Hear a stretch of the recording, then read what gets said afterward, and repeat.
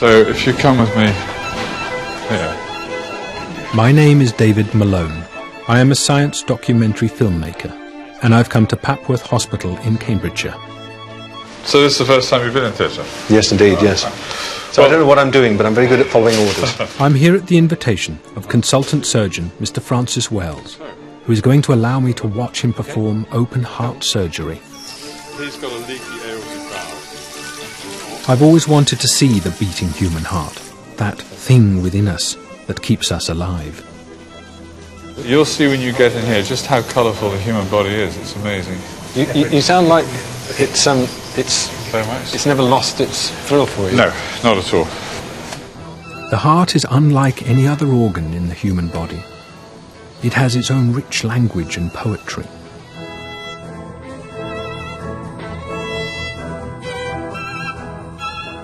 Throughout history, it has been a potent symbol in our religion, literature, and philosophy. It has been seen as the site of our emotions, the very centre of our being.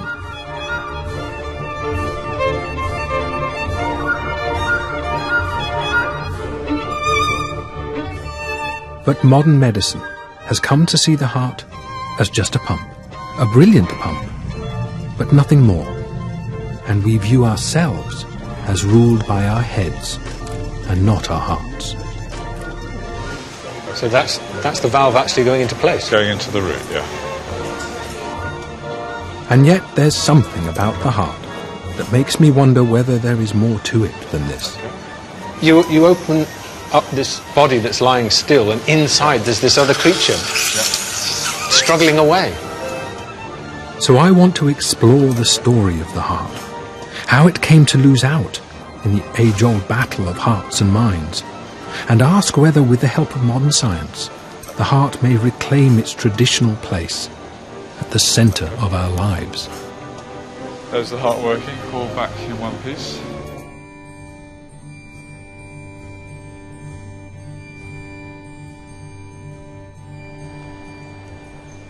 Open heart surgery is one of the great triumphs of modern medicine.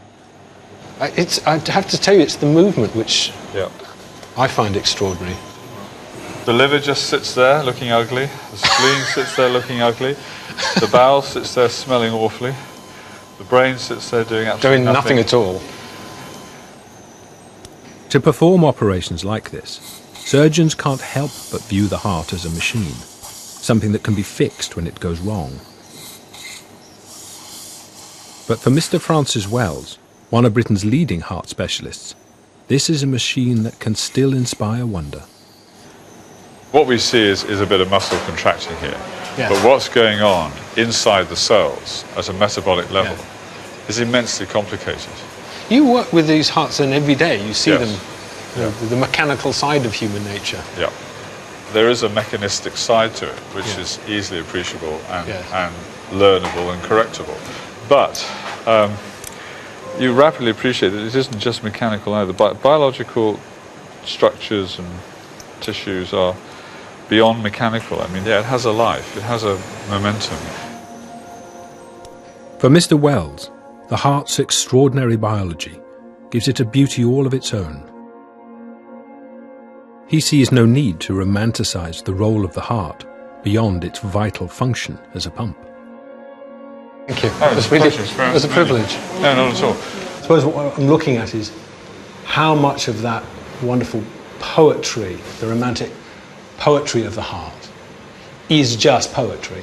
All of and it. how much of it is a poetic report about something that But you happens. see, you've answered the question yourself, because you made the point at the beginning that you'd never seen the human heart before. No. And I would bet you that 99.99% of the poets in the past have never seen the human heart before. We all like this emotional interplay.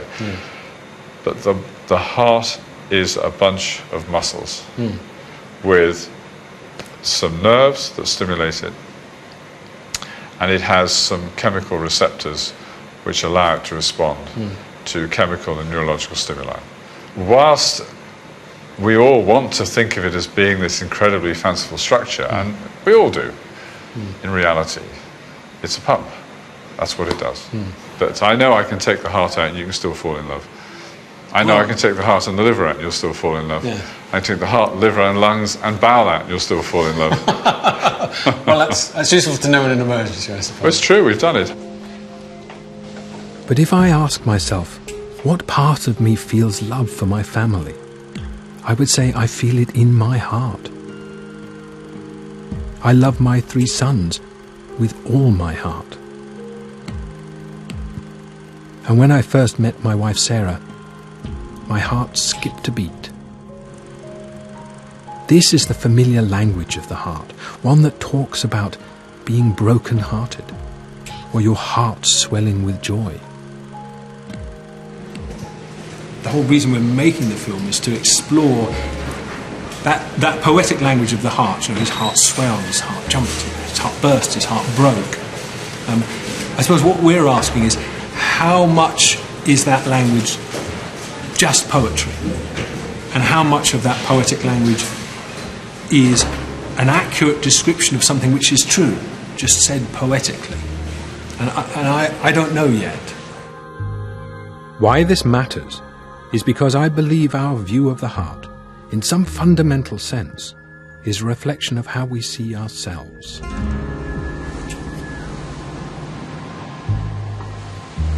You see, the problem I have with the modern view we have of ourselves and our world is not so much that it's soulless as heartless. We're encouraged to view ourselves as if we live just in our heads, as if our brains rode around in our bodies the way that we drive our cars. And for me, that means we relegate everything that we feel, as if somehow our emotions were less important than our thoughts. Yet for much of human history, we saw that what made us wonderful creatures was not our brain, but our heart. But was this very different way in which we used to see ourselves so misguided?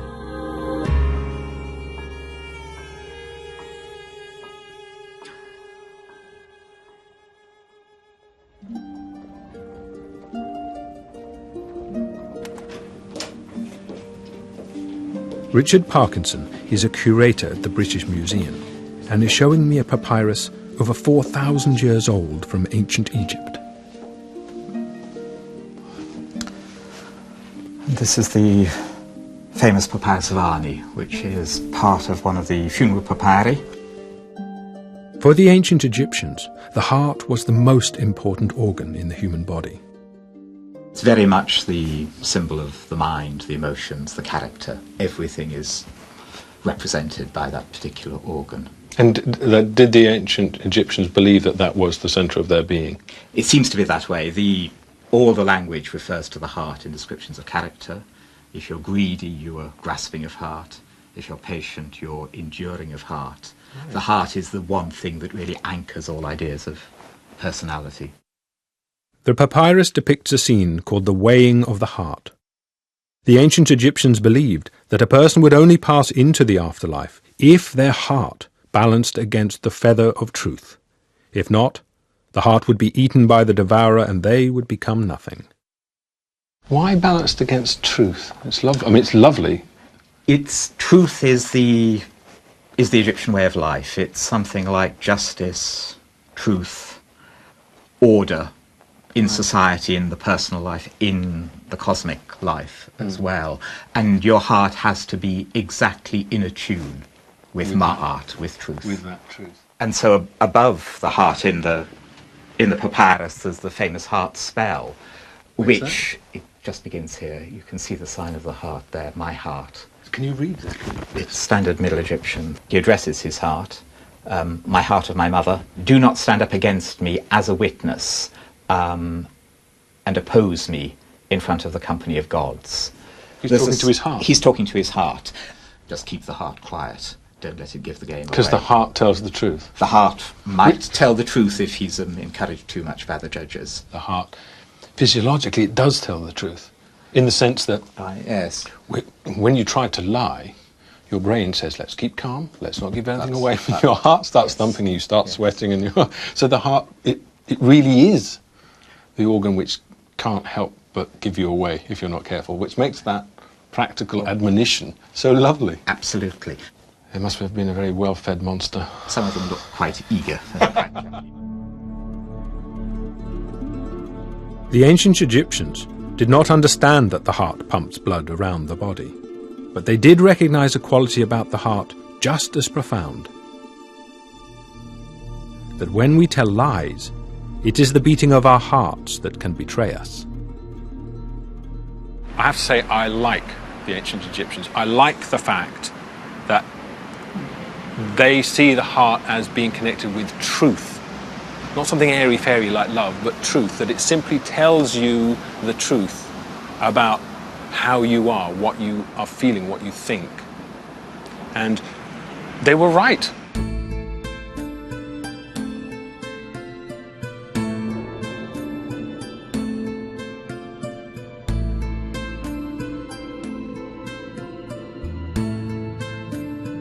As the earliest scientists began to explore the heart, what was seen seemed to reinforce the notion that this organ of truth and emotion was also at the center and beginning of life.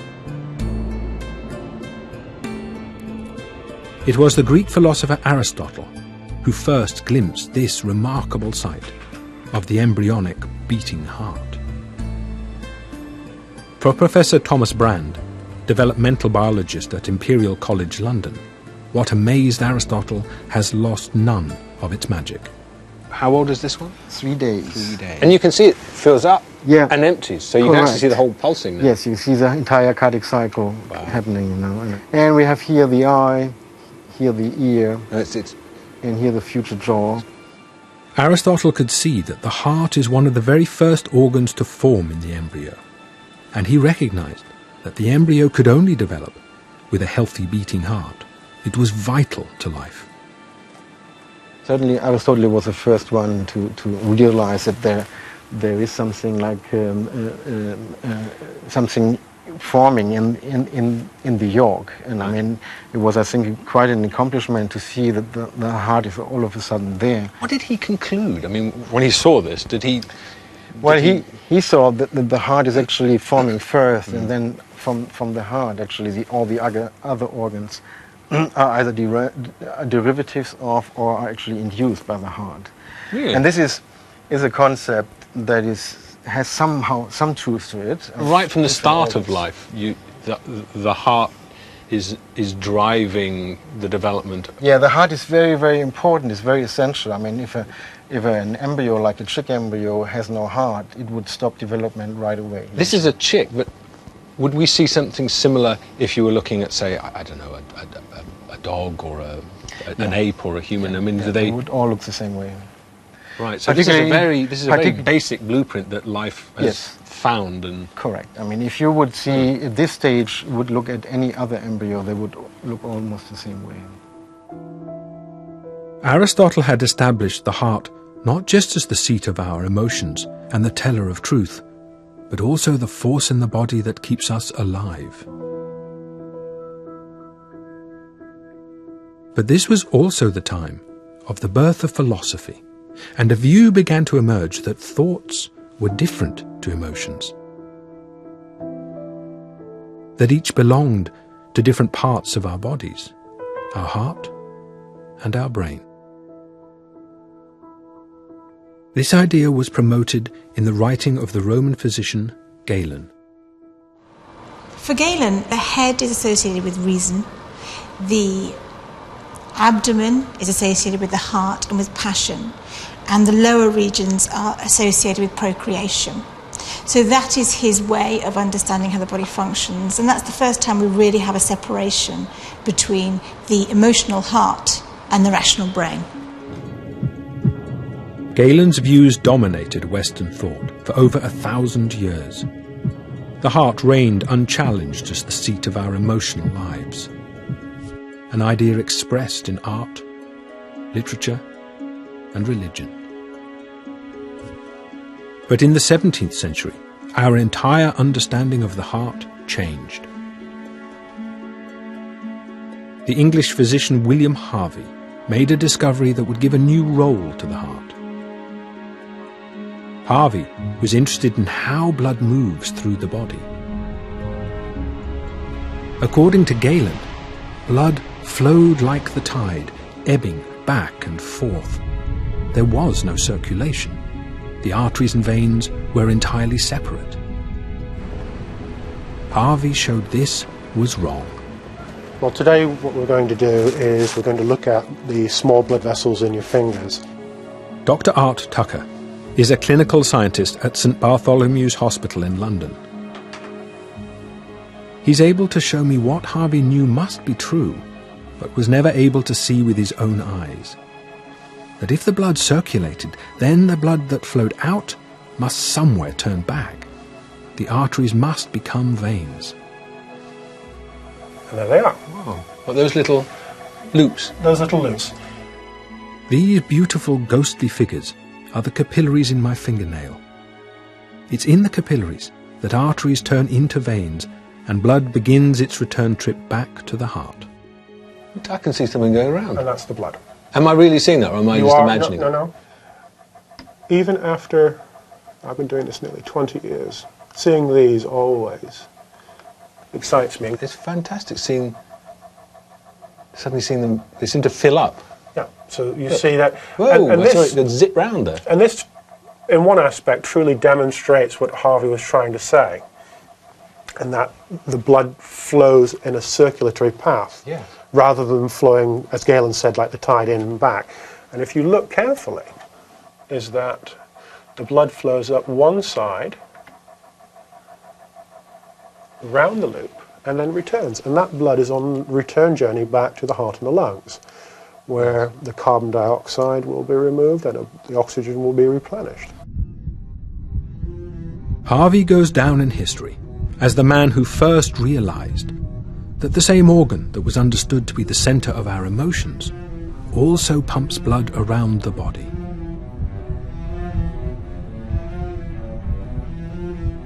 For Harvey, his discovery did not diminish the heart. It added to its grandeur. But the time in which he lived, the dawn of the mechanical age, interpreted his discovery very differently. In the mind of one man in particular, the French philosopher René Descartes, a radical thought took hold. Descartes was in love with the mechanical and the rational. And it seemed only natural to him to reimagine the human body and mind in terms of the cogs and wheels of the early industrial revolution. I think for Descartes, the notion of metaphor is very important because he wants this entirely mechanical account of the world about us, and he wants to use mechanical analogies within that. He wants to say that things are like pumps, they're like engines, they're like clocks, because these are the sorts of things that fit well with his notion of the world. Descartes' ideas recast the human body as an elaborate machine, with the rational mind now in command.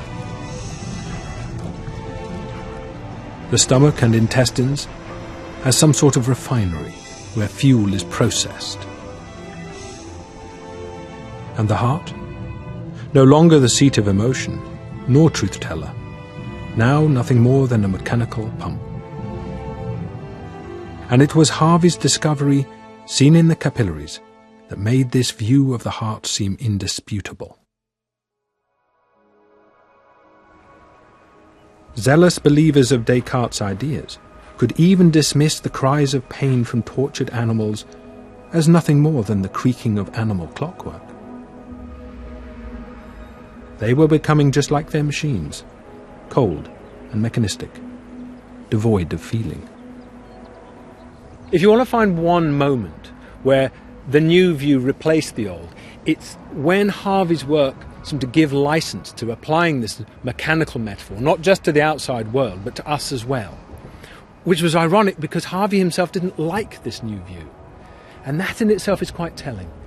In Harvey, it's almost as if you can see how the heart was unable to defend itself against the triumph of the rational mind.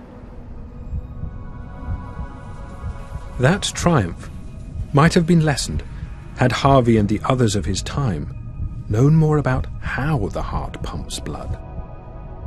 In particular, Had they known about a discovery made over a century earlier that painted a picture of the heart very different from the crude mechanical pumps of the industrial age?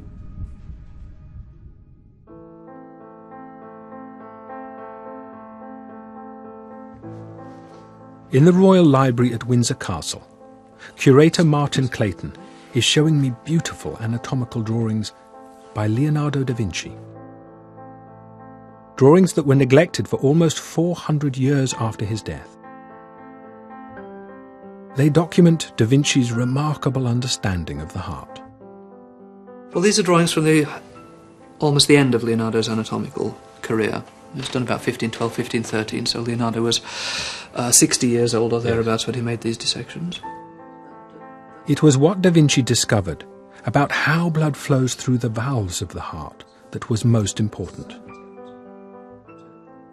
In a remarkable experiment, da Vinci constructed a glass model of the heart's aorta, the artery which takes blood away from the heart to the body. He deduced that as the blood flows through the valve into the aorta, it must make a beautiful swirling pattern called a vortex. And then he describes how he would pump water with a suspension of grass seeds through his glass model, Right. so he could observe Yes. what were vortices in this chamber now known as the sinus of Valsalva, just above the aortic valve. And he surmised that the purpose of these vortices was to open out the valves. This graceful pattern is called a ring vortex. Da Vinci understood that blood creates this shape as it flows through the valve into the heart's aorta. His key insight was that this swirling of the blood does not work against the heart, but with it, helping close shut the flaps of the valve behind. The workings of the heart had a natural beauty, totally unlike the crude mechanical pumps of the Industrial Revolution. Doesn't it strike you as one of those little moments in history where if we'd gone that way, if someone had said, show me that again, Leonardo, and let me work on that, we would have had such a different view of what we meant by a pump. And I think what people had in mind was the kind of little drum with a stick that goes in and out, which... And that was, so when people said the heart's a pump, that's what they had in mind. Yes, and it's Leonardo, nothing there's like something that. so sympathetic to the structure of the heart. The Yes. awareness that it's not just an accidental form or a crude form.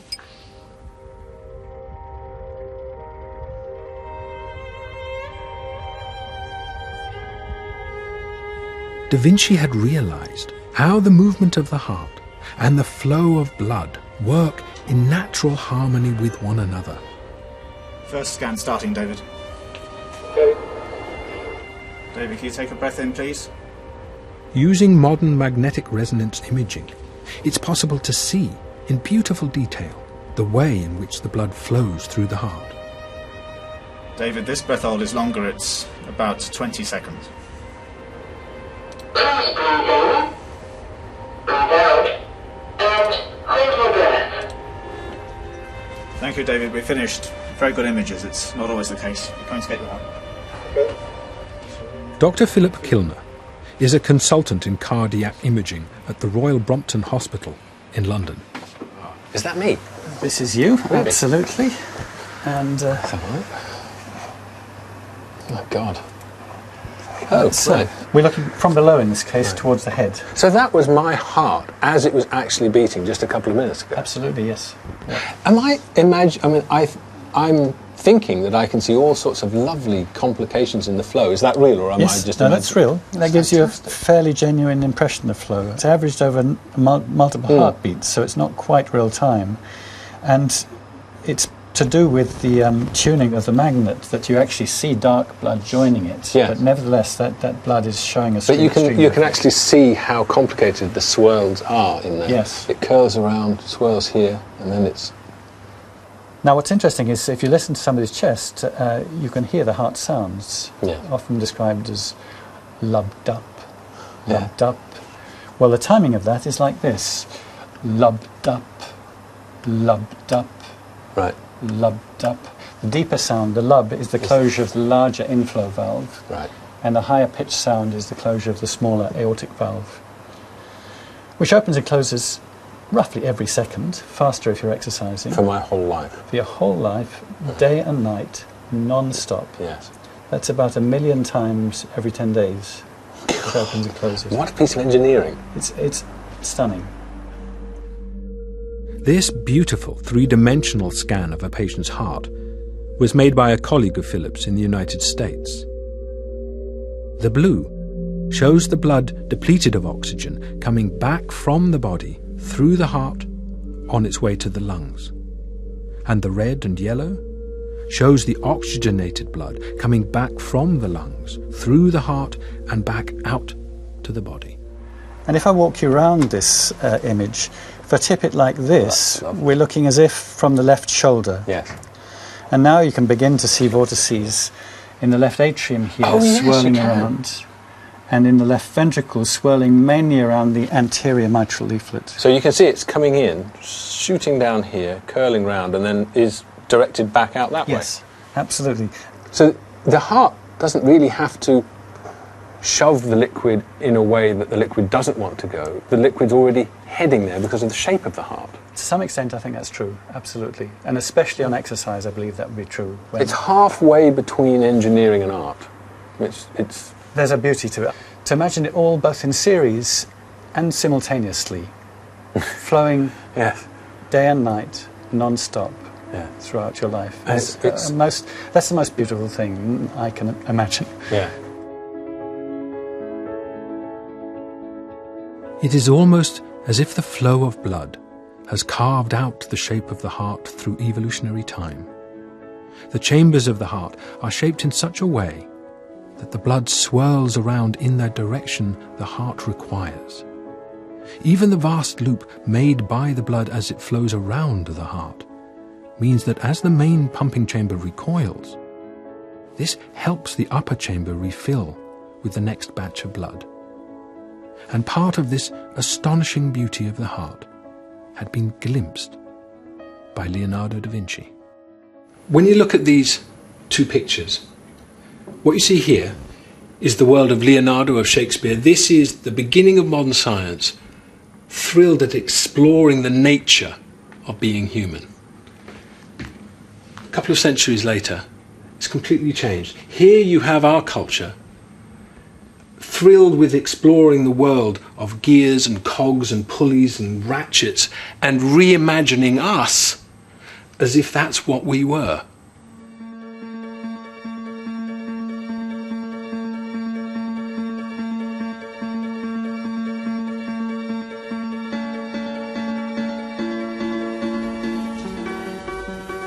Mechanizing the world has brought great benefits to humankind.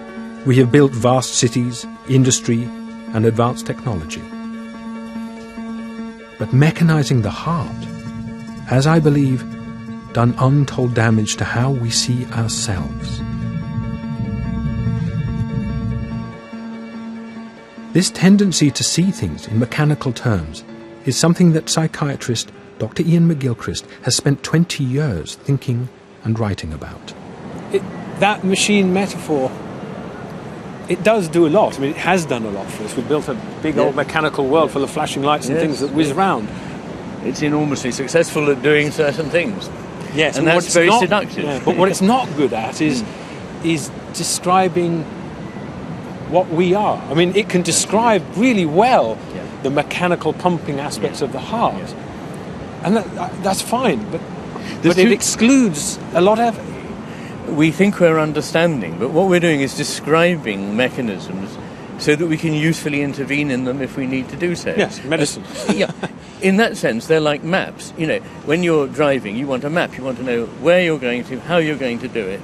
But you wouldn't be so foolish as to mistake that map for a full description of the world. It's only telling you the things it is there to tell you about. Yes. And the problem with the mechanical model is it's just telling you something very important, very useful, very helpful. So it's been a great advance for us that we can see these things. But the mistake is to think that it tells us what we are. I think seeing the heart as just a mechanical pump has encouraged us to view our bodies as machines, ruled over by our heads. And this has led us to accept that emotions and feelings, these things that were historically connected to the heart, are somehow less important. But recently, I began to question this. If I'm being honest about it, I've spent a lifetime seeing myself as a rational person, essentially summed up by the rational mind, living in a rational world, making rational decisions. And I have emotions, and that's fine, like everybody else. Then an emotional storm breaks out in your life. You realise there's a whole side to your life, a powerful emotional life, which I can't think of it any longer as just I have emotions. I think emotions they're like the tide. You bob about on them. And if a storm breaks out, God help you. But there's no point in denying that side of you. I think we are not so much rational creatures who happen to have emotions, but emotional creatures who have thoughts. And our hearts remind us of this. I've come to believe that seeing the heart as just a pump does not just distort how we view ourselves, but may also be fundamentally wrong.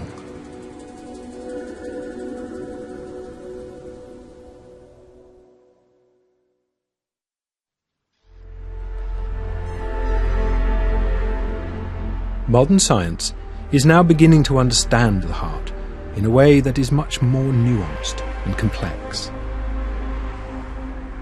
Some scientists are beginning to return emotion back to the heart, exploring how what we think and feel can profoundly affect the heart, even in extreme cases, causing it to fail altogether. Professor Peter Taggart is a cardiologist at the Heart Hospital in London. If you take the English language, for example, there are expressions like died of fright, worried to death, but everybody believes that the emotion affects the heart, but scientifically there's very little evidence and very little credibility for this. So we're trying to actually bridge that gap and provide hard scientific facts about the way that it does affect the heart. So specifically, what is it that you are actually looking for in your experiments? Well, the ultimate goal, of course, is to look at the way that emotion may contribute to sudden death, sudden heart deaths.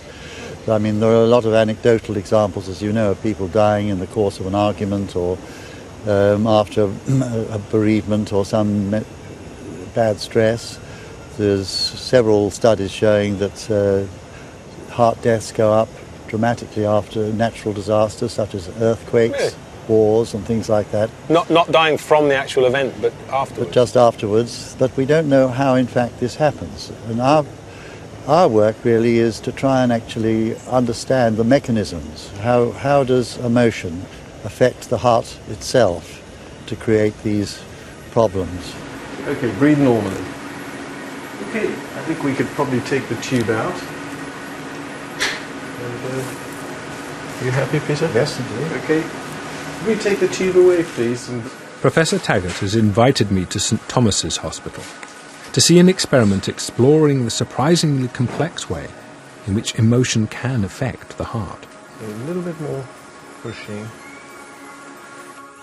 This patient has a problem with his heart and has come to hospital for treatment. A series of catheters are being fed through his blood vessels into the heart's inner chambers. Just going to put a little bit more local anesthetic going on this side. The catheters contain 20 individual electrodes which will allow the electrical activity inside his heart to be recorded in minute detail. I'm just going to leave that to work for a little while as well.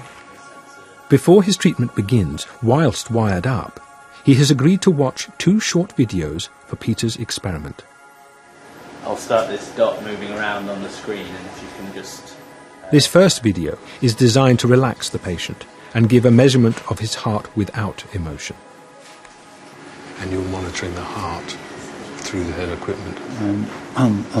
The recordings will give the electrical behaviour on the right side of the heart and the left side of the heart, along with blood pressure and the motion of the breathing. So you have a very clear picture of how his heart is reacting to watching that film. In detail.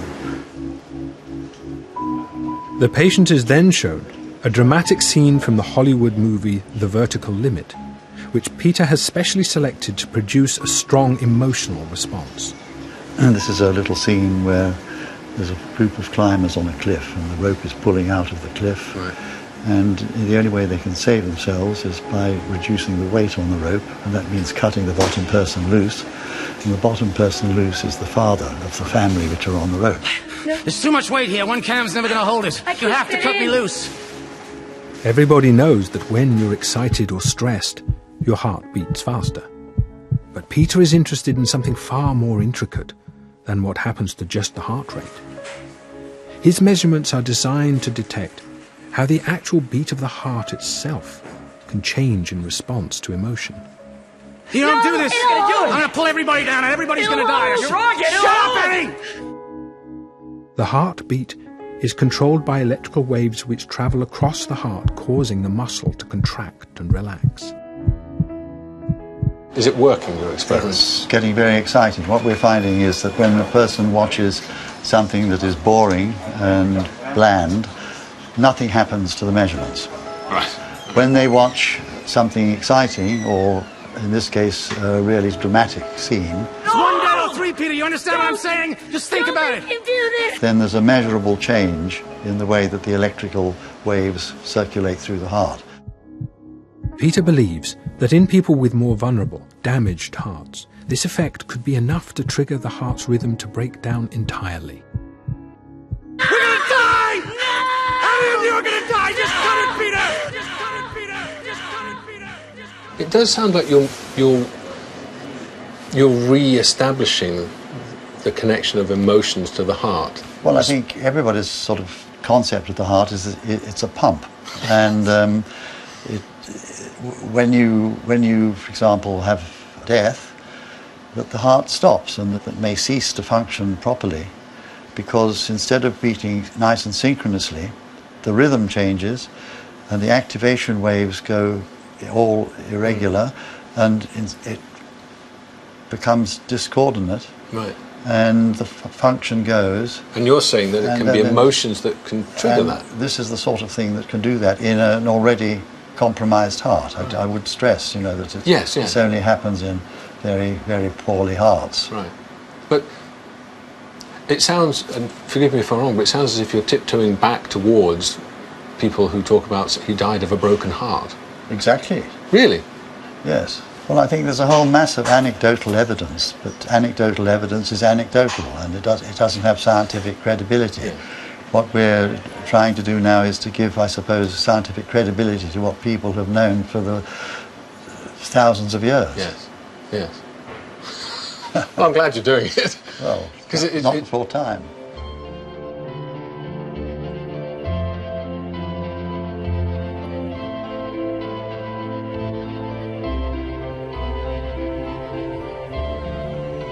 I've always felt that poetry doesn't work unless it has one foot in reality. And now science is suggesting that the poetry of the heart might hold some truth.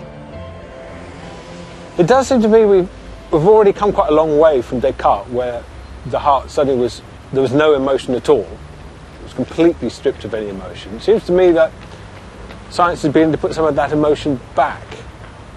It's not quite, the seat of the soul, but it's not an unemotional thing either. But science is not just returning emotion back to the heart. In other fundamental ways, it is rethinking the whole relation between heart and mind, emotion and reason. I've come to Oxford to meet Professor David Patterson, who is at the forefront of this new revolution. Yeah, so welcome to Merton College. Thank you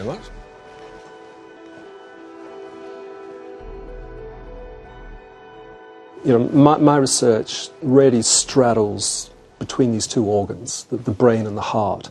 Excellent. Because historically they've always been viewed as islands to themselves. Fantastic. So, I want to hear about this. Professor Patterson's research is helping challenge the traditional view of how the heart and brain work together. The brain is made up of billions of neurons and is able to influence the heart rate by sending messages down the different nerve fibers, the wiring of the human body.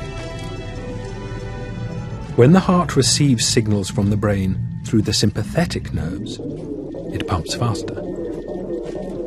And when it receives signals through the parasympathetic nerves, it slows down.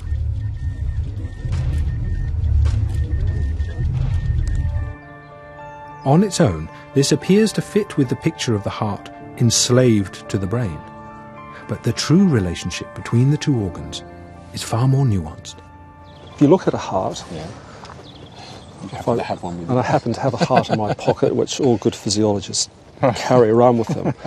But the traditional anatomical view of the nervous system in the heart is that you have these major two nerves coming down from the brain, which is just telling the heart what to do. Speed up, slow down. Yeah. But in the heart itself, you have around 10,000 or so of very specialized neurons that sit there. And these predominantly lie around the right atrial Not just surface. nerve cells. Not just nerve You're cells. using neuron advisedly. That form networks.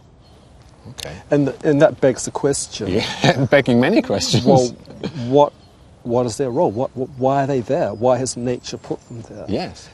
Why are you the first person to tell me this? Well, it's not established in textbooks, and there's But why not? And there's a very I think the textbooks need to be rewritten, and they are being rewritten. Right.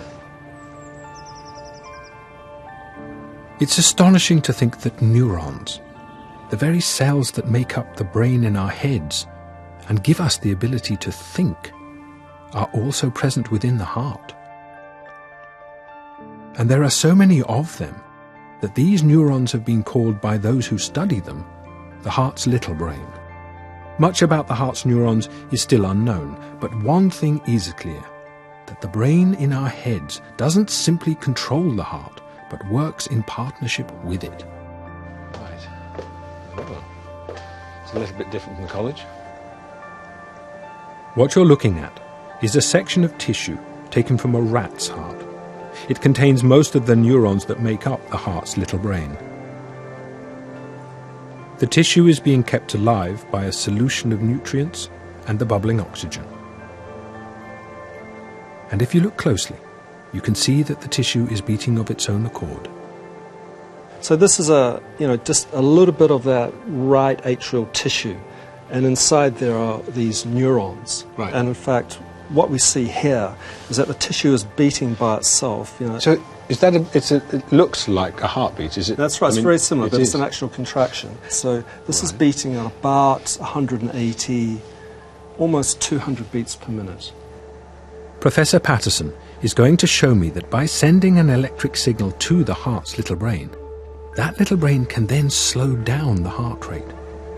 This mimics how the brain in our heads asks the heart to slow down, a process that relies on the neurons in the heart. We've got a very small electrode sitting over by these neurons, so we're going to excite them. I get to press the button? And then look at the trace. I'm so nervous about it. But... Yeah. Pick it Yeah, up, see? pick it up. Oh my God. See that? See it slowed down? That's dramatic. So what you're doing is you're activating the neurons. So I sent it a little You sent it like an mental impulse signal. Yeah, mental signal. Oh, and it's going further down. Yeah, because you're maintaining the I better stimulation. switch it off. So turn it off, and then the parasympathetic nervous system it's going back. is now back off. Back is coming. And up it comes again. Isn't it? It's fast too, isn't it? It's very quick. Look at that. I In switched fact, it off it happens within about a beat. What we've done is completely taken the brain out of the picture. Right. We've just electrically excited those neurons. Yes. So right down at the The target neurons tissues, in the heart. And now they're taking over. They're taking doing over, it. and they're releasing the chemical messengers to then slow the heart down. So in a way, that's demonstrating how much of that neural control is in the heart. Is in the heart itself. Because we evidently don't have a brain. We have a small... Stimulator. Small, grotty-looking pile of simple electronics. That's not a brain. That's right, yeah. So the decision, using the word slightly metaphorically, is happening in there. It's happening right in there, that's right. Completely devoid of the central nervous system. That's rather impressive. And it looks great. Yeah. This shows the extent to which it is these neurons in the heart that control what the heart does, not the brain. Professor Patterson's work is revealing just how complex the little brain and the heart really is. See if we can see some of the heart cells beating. Well, sort of there, impulse there. Yeah. Okay. These are the neurons that make up the heart's little brain. They live side by side with the cardiac muscle cells in the heart. They really are a unit then, aren't they? I mean, it's not just, here's the heart doing everything the heart does, and then we've just got some neurons just watching what's going on. There's an active partnership here. Oh, yeah, no question about that. We need to understand this. It's very poorly understood. The detailed neurochemistry, the detailed electrophysiology. We're only really starting to scratch the surface of this network in the heart. Gosh, we are a long way from just playing with the plumbing of a pump. Much more complex than that.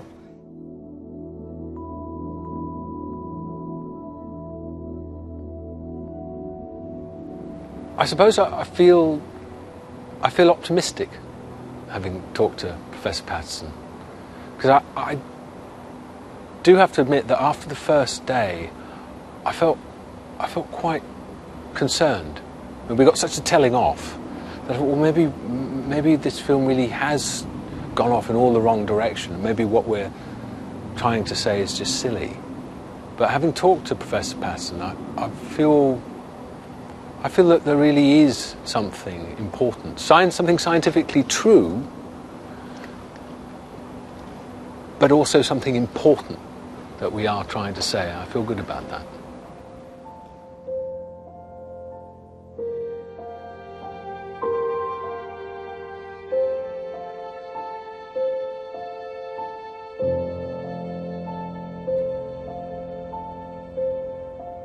Modern science is now painting a picture of the heart that I believe is much closer to how we really are.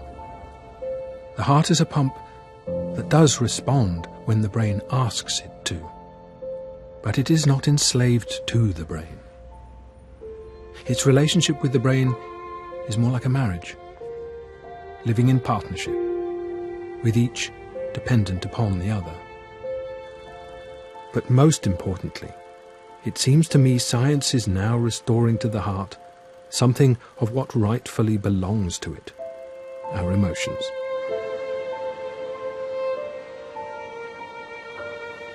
Because it is not just thoughts that govern our lives.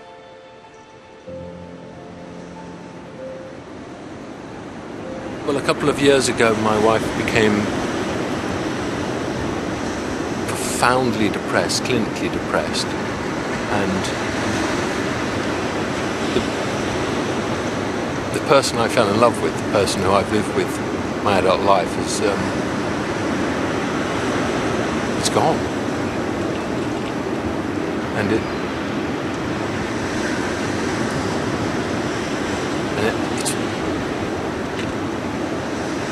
it's a very painful thing, not just rationally painful.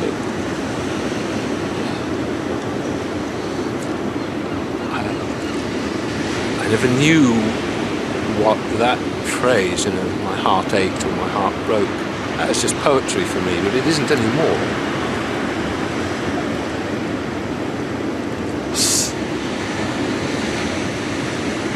I just suddenly was confronted by a question I never thought about this relationship between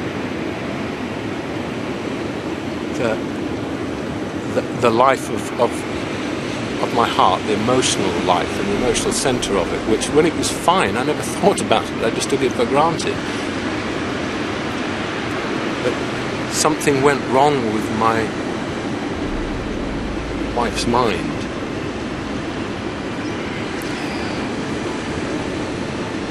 And it's hurting my heart. Can you make sense of the most emotionally difficult things in your life simply by having a rational think about them? This is what I've tried for the last 2 years, and I can tell you, it doesn't work. When this illness took Sarah away from me, I sort of felt, well, it's so easy for the rational mind to say, look, it's a rational world and you have rational thoughts and you keep those silly emotions at bay because they get in the way, but I don't have I can't sum it up in 2 or 3 rational sentences. But what makes you think you should have to sum it up in 2 or 3 rational sentences? I don't know. That's a good question. Perhaps I don't know. I thought I should be able to. That there would be a... Well, you're talking about the most mysterious and complicated things that we experience. Yeah. And it's unkind to yourself to think that you would be able to sum that up in 2 or 3 sentences. And indeed, it's not likely that we would ever be able to sum up such things in that way.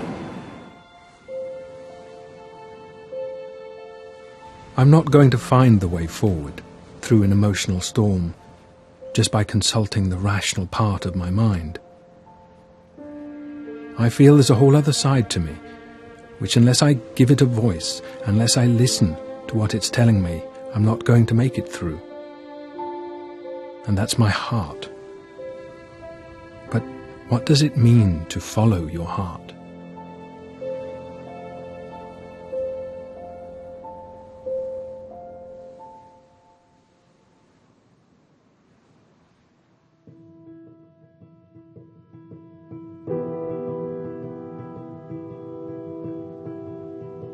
I would like to think that the heart's influence is as it has always been imagined by the poets, that it makes us kinder, more compassionate people.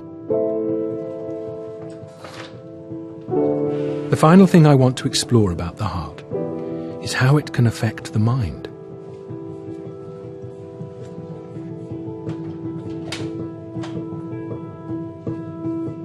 In this experiment, images of frightened and calm faces are being shown to me for split seconds. Some in time with my heartbeat, and others out of time. And I'm being asked to judge the intensity of the face. This research is being carried out by Professor Hugo Critchley and Dr. Sarah Garfinkel at Brighton and Sussex Medical School. How was that? Stressful. No, it was quite weirdly intense. And the second one started out fine. Yeah. And then got more worrisome. So we can come through here now. What Hugo and Sarah are interested in is whether my brain experiences the faces differently if they are shown to me in time with my heart. This is your intensity ratings here. Right. And if fear faces were out of sync with your heart, then you rated them as less intense. If they were in sync with your heart, then you rated them as more intense. And if you look at the other categories, there was no difference of heartbeat.